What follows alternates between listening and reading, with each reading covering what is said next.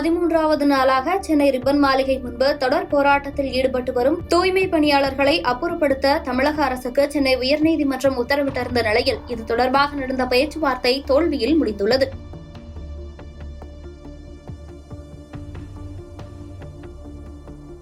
சென்னை மாநகராட்சியில் தூய்மை பணிகளை தனியாருக்கு வழங்க எதிர்ப்பு தெரிவித்து தூய்மை பணியாளர்கள் கடந்த 13 நாட்களாக மாநகராட்சி அலுவலகமான ரிப்பன் மாளிகை முன்பு தொடர் போராட்டம் நடத்தி வருகின்றனர்.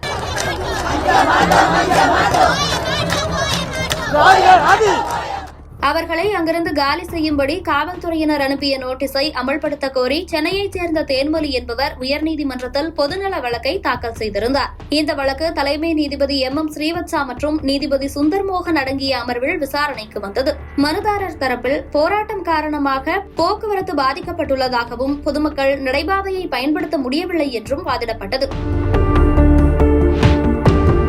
தமிழக அரசு தரப்பில் போராட்டத்தை கைவிட்டு காலி செய்ய உத்தரவு பிறப்பித்தும் தொடர் போராட்டத்தை அவர்கள் நடத்தி வருகிறார்கள். முறையான அனுமதி பெறாமல் போராட்டத்தில் ஈடுபட்டு வருவதால் காலி செய்ய உத்தரவு பிறப்பிக்கப்பட்டுள்ளது. அவர்களாக கலைந்து செல்லும்படி அறிவுறுத்த வேண்டும் என கேட்டுக் கொள்ளப்பட்டது.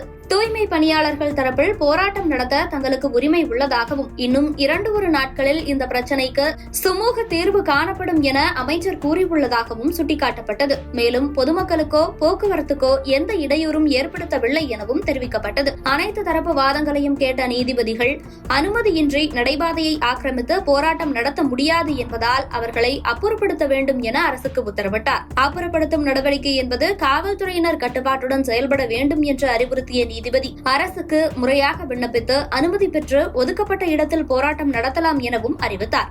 ஏற்கனவே அரசு தரப்பில் எந்தவித நடவடிக்கையும் எடுக்கப்படவில்லை என போராட்டக்காரர்கள் தொடர்ந்து குற்றம் சாட்டி வரும் நிலையில் தற்போது போராட்ட களத்தில் உள்ளோரை அங்கிருந்து அப்புறப்படுத்த வேண்டும் என உயர்நீதிமன்றம் உத்தரவிட்டுள்ளது மீண்டும் சர்ச்சையை கிளப்பியுள்ளது. இந்நிலையில் தூய்மை பணியாளர்களை அமைச்சர் KN நேரு, சேகர்பாபு மற்றும் மேயர் பிரியா ஆகியோர் இறுதி பேச்சுவார்த்தைக்கு அழைத்திருந்தனர். பேச்சுவார்த்தை நடைபெற்ற போது பல்வேறு கோரிக்கைகள் தூய்மை பணியாளர்கள் தரப்பிலிருந்து முன்வைக்கப்பட்டது. ஆனால் இந்த பேச்சுவார்த்தையிலும் தூய்மை பணியாளர்கள் வைத்த கோரிக்கைகளை ஏற்க முடியாது என்பதால் பேச்சுவார்த்தை தோல்வியில் முடிந்ததாக அறிவிக்கப்பட்டுள்ளது. தூய்மை பணியாளர்கள் கலைந்து செல்லவில்லை என்றால் நீதிமன்ற அவமதிப்புக்கு ஆளாக நேரிடும் என காவல்துறையினர் எச்சரிக்கை விடுத்திருந்தனர். ஆனால் பேச்சுவார்த்தை தோல்வியடைந்த நிலையில் போராட்டம் தொடரும் எனவும் இனி முதல்வர் தலைமையிலான பேச்சுவார்த்தையில் மட்டுமே பங்கு பெறுவோம் எனவும் போராட்டக்காரர்கள் அறிவித்துள்ளனர்.